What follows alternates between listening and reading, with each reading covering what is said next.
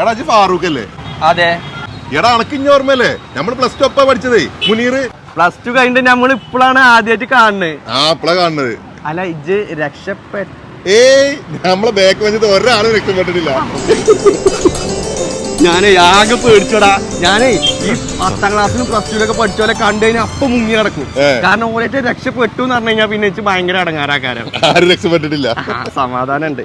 പിന്നെ എന്തൊക്കെയുണ്ട് വിശേഷം? നല്ല വിശേഷം. അല്ല ഇന്റെ അനിയന്റെ അതേ പ്രായത്തിലുള്ള ഒരു അനിയൻ അണക്കൂല്ലേ? ഓനിപ്പോ ആ ഒരു ടൈമിക്ക് എത്തിയിട്ടുണ്ടാവും. പ്ലസ് ടു കഴിഞ്ഞ നിൽക്കാണ് പോന്. നമ്മളാകെ ഇറങ്ങാറായിക്കണം. നമ്മളെ അനിയന്മാരെങ്കിലും കഴിച്ചില്ലാവണ്ടേ. ഇനിയിപ്പോ എന്താ ചെയ്യണ്ടെന്ന് ആലോചിച്ചിരിക്കപ്പോ ഞാൻ. അങ്ങനെയാണെങ്കിൽ മലേഷ്യക്ക് പറഞ്ഞോ. ഓനെ ടൂർ ഇടാനല്ല ഇപ്പൊ ഞാൻ പറഞ്ഞതേ. അവിടെ നിങ്ങളെ വിചാരം മലേഷ്യ എന്ന് പറഞ്ഞാൽ ടൂർ പോണ സ്ഥലം മാത്രമല്ല, അവിടെ പഠിക്കാൻ ചെലവ് വളരെ കുറവാണ്. ഇപ്പൊ വെറുതെ മലേഷ്യക്ക് പോയി കഴിഞ്ഞാൽ അവിടെ അഡ്മിഷൻ കിട്ടുമോ? വെറുതെ പോയാൽ കിട്ടൂല. അവിടെ എംസോൺ എന്ന് പറഞ്ഞ ടീമുണ്ട്, അവരെ ബന്ധപ്പെടണം.